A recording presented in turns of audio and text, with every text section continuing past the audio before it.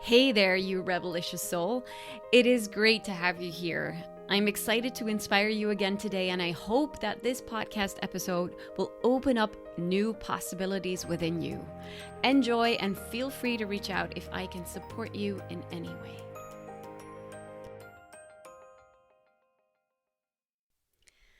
Do you remember the passion of the beginning of your relationship?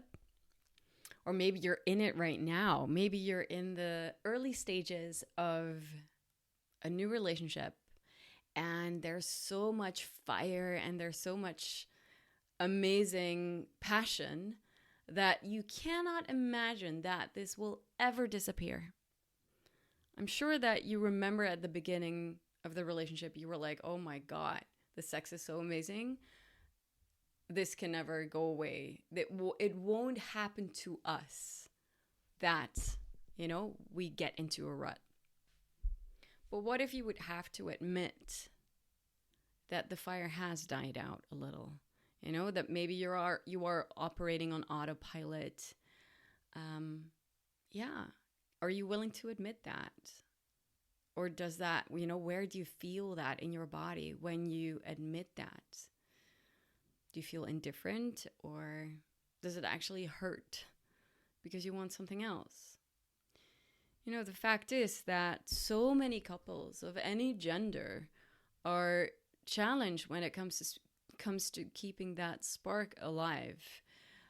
Also in the realm of conscious relating and spirituality, which is a world that I tend to navigate in a lot, where sometimes there's this idea that people are so conscious and they're so aware, and I'm sure that they've got it all together. But it's not true, because, we're all human and we all run into the same shit, basically. And we can all get into a rut. And when you're in the early stages of a relationship, you might think, that's not going to happen until it does. And especially when you share a house, especially when there are kids, and especially when you forget that in the beauty of us, there's also still a you and me. And the reason why I'm saying that is that it's so important to keep realizing that in any relationship, there are three entities that are present, not two. There are three, and all three need time and attention and nurturing. There's you, there's your partner, and then there's the relationship. They all need something. So what often kills the spark is that at some point there is an excessive focus on the entity of the relationship, the us.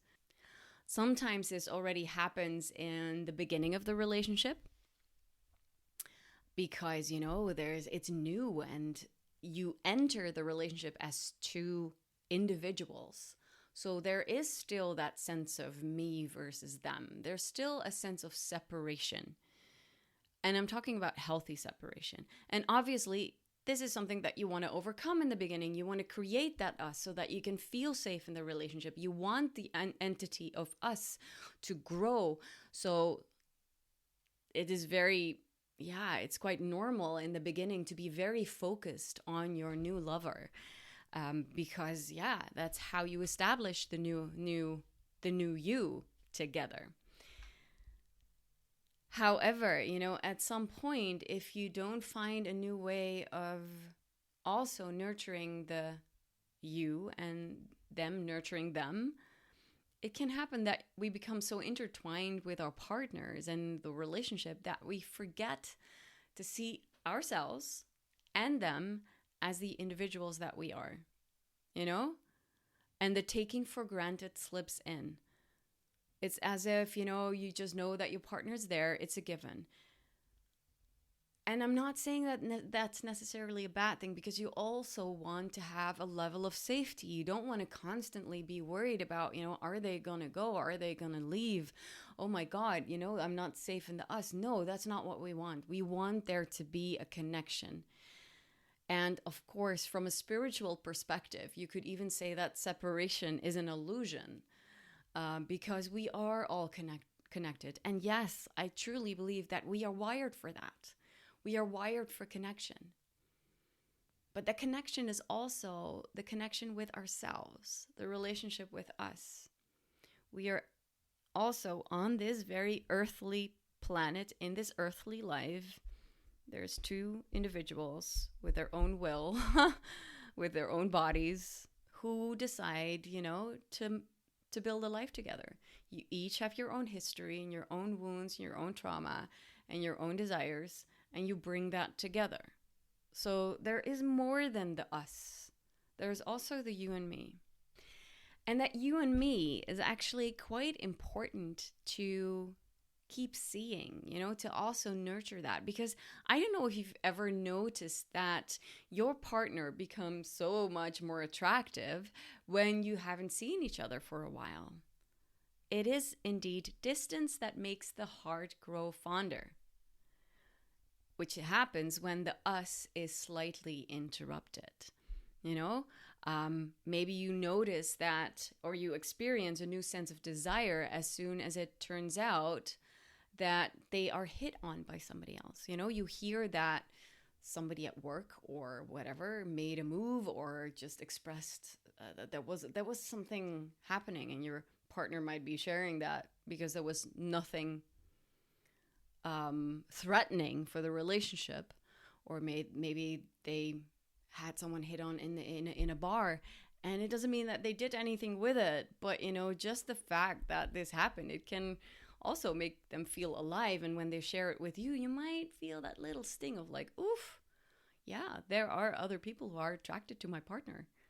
And it might actually bring a sense of healthy jealousy, like, oh my God, to see that your partner again through the eyes of this other person who is interested. What's actually happening is that there is a literal interruption of the safe and closed and predictable system that you're both in. You're both waking up from your sleep and all of a sudden realizing that the other, your partner, is the other and not an extended version of you. That is what can happen when, for example, there's one of you goes on a business trip, or someone else pays an interest. And that means that there are two contradictive forces at play here: intimacy and desire. Intimacy really needs safety and security, commitment, proximity, sharing our deepest and darkest secrets. It needs predictability, a melting in each other, dissolving, being one. And that's when the us arises. It's like one entity that you're both part of. And I'm talking about needing, not neediness, which is also something that's a whole other topic. I'm not even sure that neediness exists. No, I'm talking about you just needing this. Everyone needs that safety and security. This is all just very healthy. However, desire has a completely different agenda. Desire wants adventure and novelty and exploration, distance, individuality, variety, privacy, surprise, refreshment, the unknown mystery, the you versus me. And this is about wanting and longing and craving. And here's the thing, as human beings, we want both, and we need both. We want the security and we want the variety. Two contradicting needs that, just are part of our humanity. Now, I am personally a really firm believer of the notion that a healthy relationship is built by two or potentially more sovereign beings who dare to lean in and have each other's back. So there are two paths and a shared one, two individual paths and a shared one. And your mind will probably be like, yeah, that makes sense. Or, yeah, I know this, my brain knows this, and I fully agree. But I'd love to ask you, do you intentionally create situations so that you can keep seeing your partner's individuality and actually feel your own? Because that's a very different question. There's a difference between knowing this with your mind and actually feeling that. So that doesn't mean that you constantly need to create physical distance, although it can be very healthy to just, spend a little bit of time apart. And missing someone, it can be a great experience, because one of you is going on a business trip or maybe a weekend out with, friends. And it also doesn't mean that you have to put on a sexy outfit or go on vacations to build in variety and adventure. Those are the first things that you might think of. So sure, do that. But in essence, this is about something deeper, actually. This is about your willingness and ability to step into the energy of desire in your everyday life, to make it part of the daily being, to integrate it rather than create separate experiences, to really see your beloved as the magnificent human that they are in all of their sexiness, even when they come home in their ordinary clothes after work. This is a choice that you actually make, to not just see them as the extended version of you or as the other half, but to see them as an individual, like a human being. And that actually means that you take a little bit of distance energetically, so you can, it's almost like if you would stand really close to someone, like touching noses, you can only see a part of who they are. You can see the eyes, maybe a little bit of the nose, and it can actually be quite funny. But if you really want to see the fullness of them, their full body, you need to take a few steps back so that you're not just focused on the eyes. Yeah, and that's basically what it is. If you really want to see your partner and keep noticing their individual magic, rather than getting annoyed with all their stupid habits, and, if you want to allow that magic to entice you, so that you can get back that twinkle in your eyes and that stirring in your loins and really admiring them, without putting them on a pedestal. I'm talking about like a healthy sense of admiration that, that we all want to experience, your partner as well, and you as well.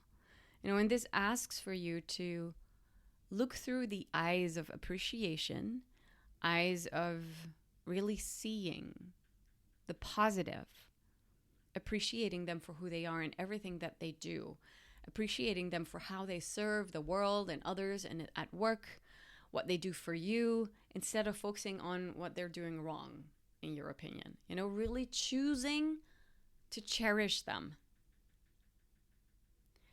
And you can play with distance and proximity in your home that way, if you choose to see them as an individual also, and you choose to cherish their individual qualities.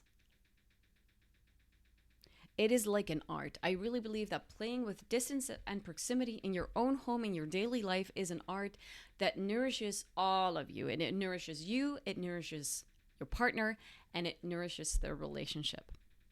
Now, I'm very, very curious how this lands for you, all of this, and how this is happening for you in your relationship. Can you notice or can you maybe admit that maybe you've been too focused on the us a little bit? Or maybe it's the other way around. Maybe you've been on two individual paths too much. And maybe it is the us that needs more time and attention. All three entities want to be seen, want time and attention, want to be nourished. I hope this helps. Have a magical day. Thank you so much for listening. It's been my absolute pleasure to share this with you again.